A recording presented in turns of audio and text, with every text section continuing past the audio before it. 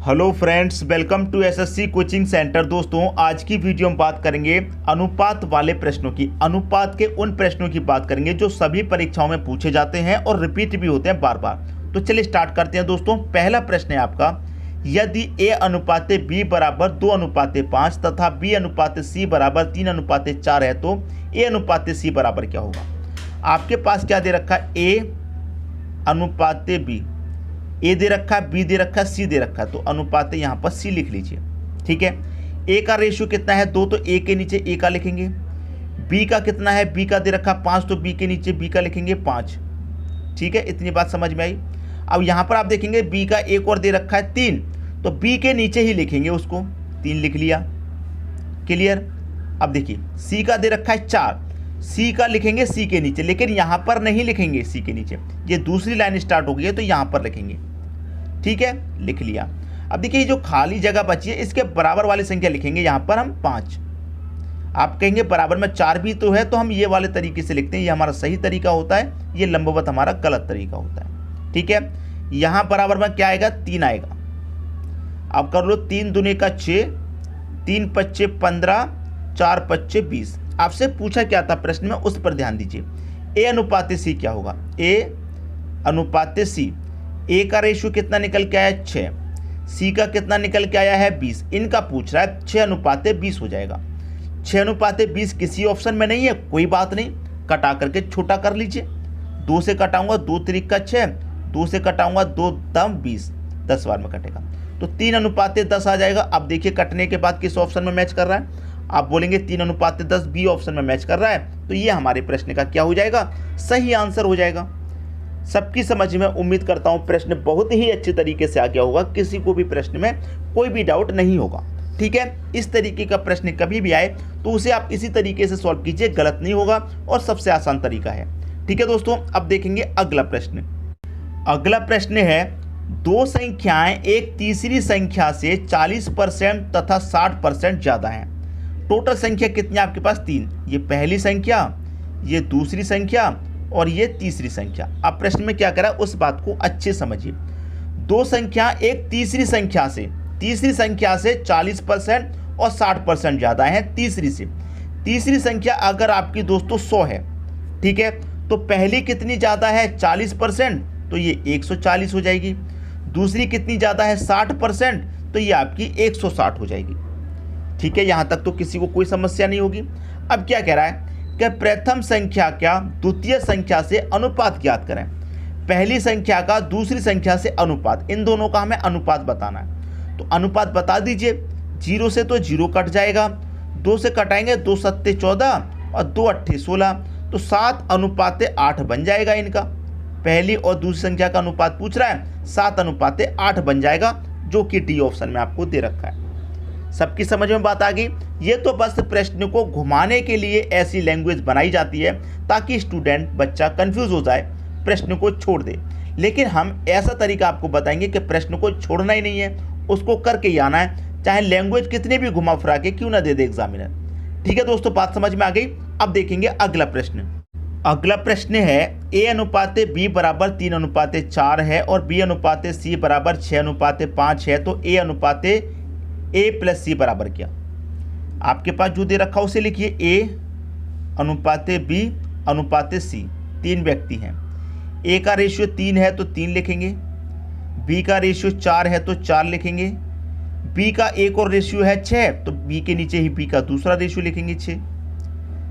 अब सी का रेशियो 5 है तो सी का रेशियो मैंने बताया कहाँ लिखेंगे, जब दूसरी लाइन चालू होगी तो उसी के सामने लिखेंगे यहाँ। ठीक है, ये जगह खाली है, इसके बराबर वाली संख्या यहाँ लिख दो, ये जगह खाली इसके बराबर वाली लिख दो यहाँ पर। 6 त्रिक का कितना हो जाएगा 18, 6 चौके 24, 5 चौके 20, ये हो गया।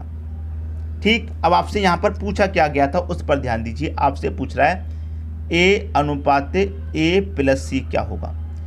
ए कितना है दोस्तों आपका 18, ए कितना है 18 प्लस सी कितना है, सी है आपका 20।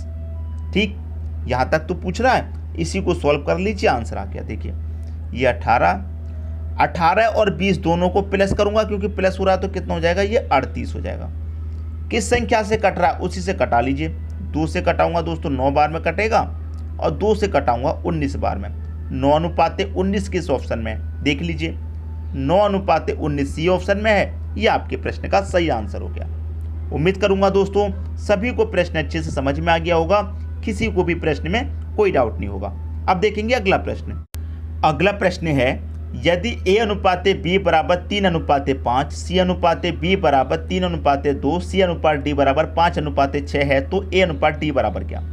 A, B, C और D इस बार 4 व्यक्ति हैं तो 4 लिखेंगे। A/B/C/D 4 व्यक्ति हैं तो 4 लिख लिया। A का रेशियो कितना है? 3 तो 3, B का कितना है? 5 तो 5। ठीक है, अब देखिए B का एक और रेशियो है यहाँ पर 2। कंफ्यूज मत होना, देखिए पहले C दे दिया है बाद में B, तो B बाद में है तो B का रेशियो बाद वाला ही होगा। तो B का रेशियो कितना है? 2, तो यहाँ पर आप 2 लिखेंगे, B के नीचे ही लिखेंगे। इतना तो समझ में आ गई बात। ठीक है, आप देखिए आगे चलते हैं, क्या कह रहा है उसे देखते हैं। आगे कह रहा है C का रेशियो कितना है? 3, तो C के नीचे C का लिखेंगे। मैंने बताया दूसरी लाइन जब चालू हो जाती है तो वहाँ पर लिखते हैं, तो यहाँ पर लिखेंगे C का रेशियो। ठीक है, अब देखिए C का आपको एक और रेशियो दे रखा है कितना? 5, तो एक और रेशियो C के नीचे ही लिखेंगे 5। D का रेशियो दे रखा है 6, D के नीचे लिखेंगे, लेकिन जो लाइन चालू है उसी के सामने यहाँ पर लिखेंगे 6। आई बात समझ में? ये जगह खाली है, इसके बराबर वाली लिख दो 5, ये खाली है इसके बराबर वाली लिख दो 5, ये खाली है इसके बराबर वाली लिख दो 3, ये वाली जगह खाली इसके बराबर वाली यहाँ पर 5 लिख देंगे। ठीक है, ये खाली है इसके बराबर वाली 2 लिख देंगे, ये खाली है इसके बराबर वाली 5 लिख देंगे। हमसे पूछ क्या रहा है? A/D। हमसे पूछ रहा है A/D, तो हम पूरे को क्यों सॉल्व करेंगे? A का सॉल्व करेंगे और D का सॉल्व करेंगे खाली। ठीक है, A का और D का सॉल्व कर लीजिए। 5 दूने का 10, 10 तिरिक का कितना? 30। D का कितना? 5 तिरिक का 15, 15 छिक्के कितना हो जाएगा दोस्तों? 90। ठीक है, A और D का सॉल्व कर लीजिए क्योंकि A और D का पूछ रहा है। तो A कितना हो गया? A का रेशियो 30, D का रेशियो कितना? 90। 30 और 90 तो किसी ऑप्शन में है नहीं, लेकिन कटा के छोटा कर लीजिए। 30 1 कम 30 कटेगा, 30 तिरिक का 90, तो 1:3 हो जाएगा। अब देखिए 1:3 है या नहीं? आप बोलेंगे C ऑप्शन में दे रखा है, इसको सही कर दीजिए, तो हमने सही कर दिया। उम्मीद करता हूं दोस्तों कि सभी की समझ में प्रश्न बहुत अच्छे से आ गया होगा, किसी को भी प्रश्न में कोई भी डाउट, कोई भी समस्या नहीं होनी चाहिए। ठीक है दोस्तों, अब देखेंगे अगला प्रश्न। अगला प्रश्न है दोस्तों आपका A बराबर 2B/3, B बराबर 2C/3 तथा C बराबर 2D/3 है तो B/D का अनुपात क्या होगा? देखिए मैं यहाँ पर आपको एक बात बता दूँ, कभी भी अनुपात में इस तरीके से संख्या दी जाती है। ठीक है, तो यहाँ पर जो संख्या है B, आप इसे बराबर के इधर लाएंगे तो ये A के बटे में नहीं हो जाएगा। ठीक है, यहाँ से B को इधर ला के आ रहे हैं बराबर के इधर, तो A के बटे में B हो जाएगा, यहाँ से B हट जाएगा, तो A का मान 2 हो गया, B का मान 3। यहाँ से C आएगा इधर, इसे यहाँ से हटाइए, इधर आएगा तो B के बटे में C आ जाएगा, तो B का मान 2, C का मान 3। यहाँ से D हटेगा दोस्तों तो इसके बटे में D आ जाएगा, तो C का मान 2, D का मान आपका 3 हो जाएगा। आई बात समझ में? अब इसको सॉल्व कर लीजिए, आंसर आ जाएगा। A, B, C और D 4 व्यक्ति हैं। A, B, C और D 4 व्यक्ति हैं, तो आप इनका चारों का अनुपात यहाँ पर लिख लेंगे। ठीक है, अब लिख लिया। A का अनुपात कितना है? 2, तो A के नीचे A का लिख लीजिए 2। B का कितना है? 3, तो यहाँ पर B का लिख लीजिए 3। B का एक और दे रखा है 2, तो B के नीचे B का 2 लिखेंगे। B के नीचे B का 2 लिख लिया। अब देखिए C का कितना दे रखा है? 3, तो C के नीचे C का, लेकिन जो लाइन स्टार्ट हो गया उसके सामने लिखते हैं। ठीक है, C का एक और दे रखा है 2, तो C के नीचे C का 2। ठीक है, अब D का कितना दे रखा है? D का दे रखा है 3, तो यहाँ लिखेंगे 3। अब देखिए ये खाली जगह है तो इसके बराबर वाली संख्या 3 उतार देंगे। ये खाली जगह है, इसके बराबर वाली संख्या 3, ये खाली है, इसके बराबर वाली 3, ये खाली है, इसके बराबर वाली 2, ये खाली है, इसके बराबर वाली 2, और ये खाली है, इसके बराबर वाली 2। आपसे जो पूछ रहा है उसी पे सॉल्व करना है बस। B और D का पूछ रहा है, B/D पूछ रहा है, तो पूरा सॉल्व मत कीजिए, B और D सॉल्व कर लीजिए खाली। ठीक है, 3 दूने 6, 6 दूने का 12, 12, 3 त्रिक का 9, 9 त्रिक का कितना? 27। अब देखिए 12:27 है कहीं पर? आप बोलेंगे नहीं है, तो आप उसे सॉल्व कर लीजिए। 3 से कटाएंगे, 3 चौक के 12, 3 निमे का 27, 4:9 आपके प्रश्न का क्या हो गया? सही आंसर 4:9। किस ऑप्शन में दे रखा है? आप बोलेंगे सर B ऑप्शन में दे रखा है, P ऑप्शन हो गया आपके क्वेश्चन का सही आंसर। उम्मीद करता हूं सभी की समझ में प्रश्न अच्छे तरीके से आ गया होगा। अब देखेंगे अगला प्रश्न। अगला प्रश्न है दो संख्याओं का अनुपात 7:12 है। यदि दोनों संख्याओं में 7 जोड़ दिया जाए तो अनुपात 7:11 हो जाता है। छोटी संख्या ज्ञात करें। देखिए आपके पास दो संख्याओं का अनुपात कितना है, 7:12। आप जानते हैं कि अनुपात का मतलब बटा भी होता है, तो मैं इसे 7/12 लिख सकता हूँ। यहाँ तक बात क्लियर है, 7/12 लिख सकता हूँ। अगर मैं इसे कर दूं 7x, इसमें कर दूं 12x, तो इसके मान में कोई फर्क पड़ेगा? बिल्कुल भी कोई फर्क नहीं पड़ेगा, क्योंकि बटे में देखिए 7/12 है, तो मैं x से x कटा सकता हूं बटे में। ठीक है, कोई फर्क पड़ेगा? कोई फर्क नहीं पड़ेगा। कह रहा है कि दोनों संख्या में 7 जोड़ दो, तो मैं इसमें भी 7 जोड़ दूंगा और इसमें भी 7 जोड़ देंगे। 7 जोड़ दिया जाता है तो अनुपात कितना होता है? 7:11 हो जाता है। अनुपात कितना हो जाता है? 7:11। अनुपात का मतलब बटा होता है, तो 7/11 हो जाएगा। ठीक है, अब इसका क्या करेंगे, क्रॉस मल्टीप्लाई कर लेंगे। 11 सत्ते 77 x हो जाएगा ये।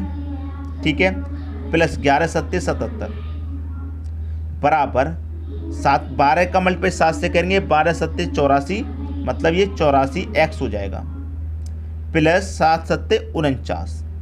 ठीक, अब देखिए x वाले एक तरफ ले लेंगे। अब यहाँ पर 77x है, ये इधर जाएगा तो माइनस का हो जाएगा, तो 84 में से 77 घट जाएगा, तो कितना बचेगा? ये बचेगा आपका 7x।